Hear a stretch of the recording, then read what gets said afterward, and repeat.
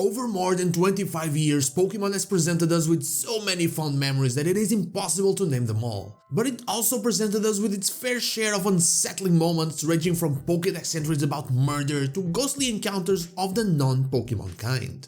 Hey, I'm Not So Ace Trainer, and today we look at the most unsettling parts or moments of every Pokemon generation, at least to me. Let's get into it. Before we start, let me just say that I'll be grouping the games per region. For example, Gen 1 includes all the OG games and its remakes, Gen 2 as well, and so on and so forth. Also, tell me your choices in the comments down below. Okay, now we can begin. For Gen 1 we have the Dungeon. It's easy to say that Lavender Town is the scariest place in Gen 1, since it has all the ghost stories and even the classic white hand on your shoulder interaction. But after playing through Pokemon Red for the first time when I was a kid and going down the Cerulean Cave, not knowing what to expect, I have to say it takes a spooky cake. Strong Pokemon lurk in every corner as you push through labyrinths of stone. The music is familiar, remind you of the Team Rocket hideout and the abandoned power plant. One had the boss of the evil team, Giovanni, waiting for you, and the other had Zapdos, a legendary Pokemon. Uncertainty brews fear, and this place is filled to the brim with it. When you finally reach the end, you find Mewtwo. At the time, that was the ultimate legendary Pokemon, the strongest in the game. You feel your heartbeat getting faster, it is level 70, higher than anything else around. Higher than the champion was at the Pokemon League. You better have saved both your game and your Master Ball. For Gen 2, we have the birth of a god. In this case, we have to go to the remakes, Heart Gold and Soul Silver, and to a very specific event, the Sinjoh Ruins event. This was triggered by having an event Arceus in your party and visiting the ruins of Alph with it as the first Pokemon in your party. You enter the ruins, but something feels strange, something seems to be watching you. Without time to even give it a thought, you are teleported to the Sinjoh ruins, where, in a hiker's cabin, you meet up with a then familiar face, Cynthia. This alone could have been the scary part, because a battle with her at that point could have been disastrous, but that wasn't it. What happens is that we witness the birth of a god through a very unsettling event. Arceus takes the mystery stage and unknowns start flooding the area, dancing around the alpha Pokemon. Then it begins, images flashing.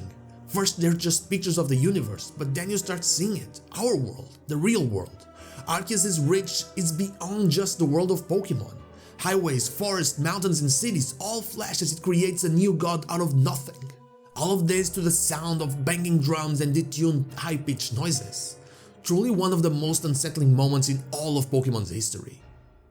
In Gen 3, we have the Dream That Sank.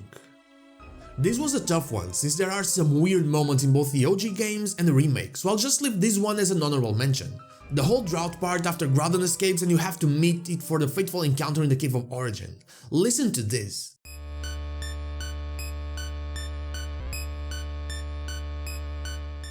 Yeah, this is what you're listening to until you defeat it, unsettling for sure. But the one that takes the win here is C. Mauville. This place is not only unsettling but sad as well. By all accounts, it was a place where they were researching infinity energy, also known as Pokemon's bioenergy.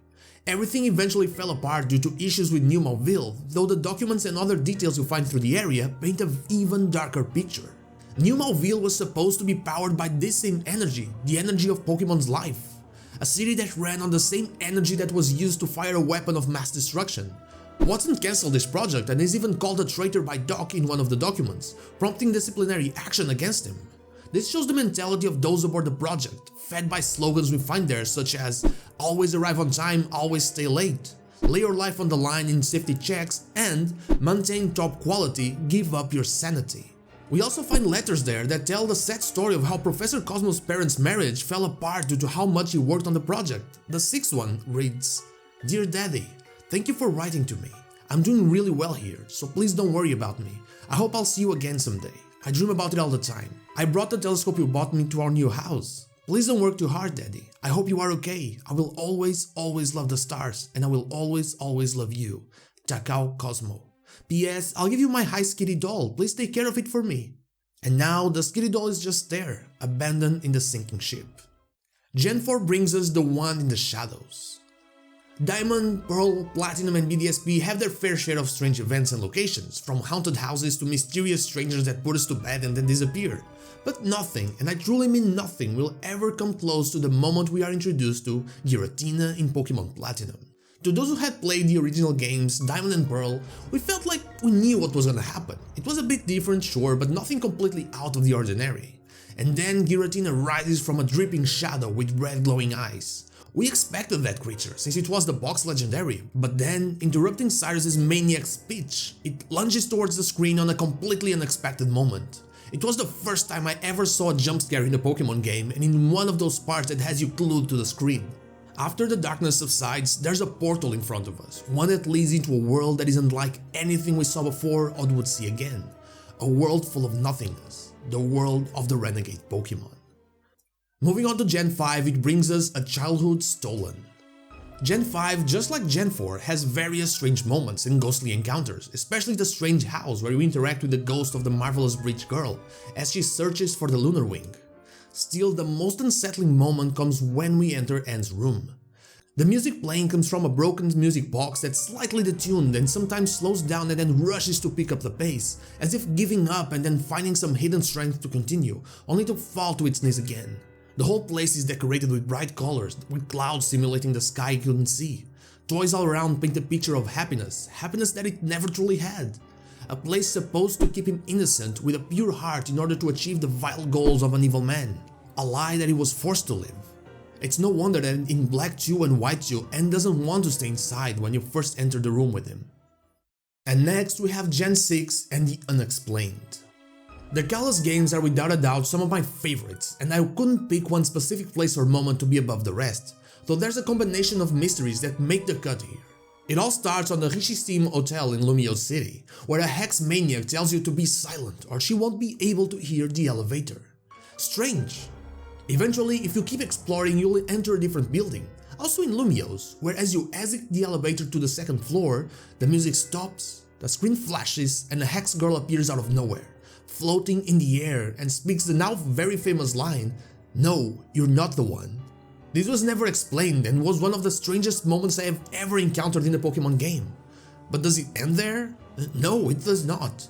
In the same city, if you go to Lumio Station, you'll find a note behind the timetable that reads, "I'm going to go for help, wait in the usual place." Next to it there's a boy that says it should be some place right around here, right?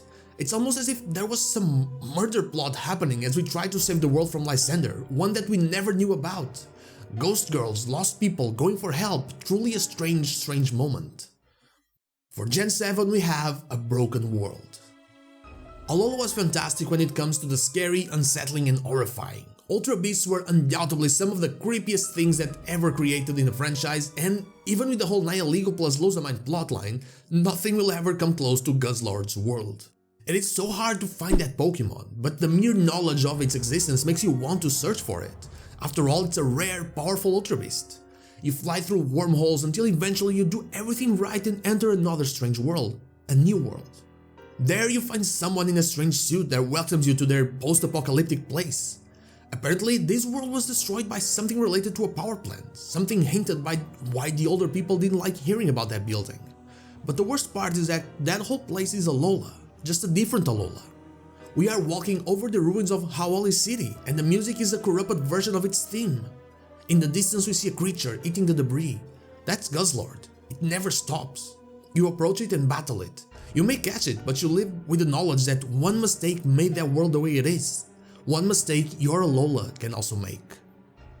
And finally, for Gen 8 we have The Hand.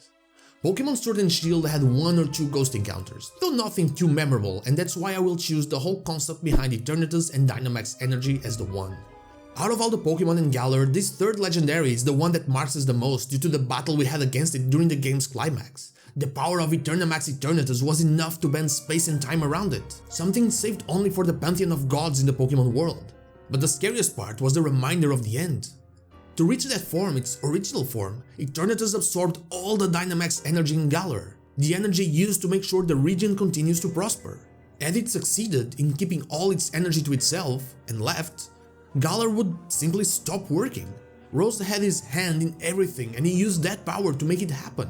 For 3,000 years that energy was there and it could simply be taken away with one single moment, leaving a whole region powerless in the process. And those are my very unusual picks for an Halloween special about scary, unsettling parts in Pokémon Generations. But what are your picks? As I said before, I want to know your choices, so please let me know about them in the comments down below. And now, like the video if you like it, dislike if you don't, and don't forget to subscribe to the channel for more Pokémon content, and also ring the bell so you know when the next video is out. You can follow me on social media and Twitch, I stream there Wednesday to Sunday, not Saturday, or join our Discord, all the links are in the description. Thank you so much for watching, and I'll see you all on the next one.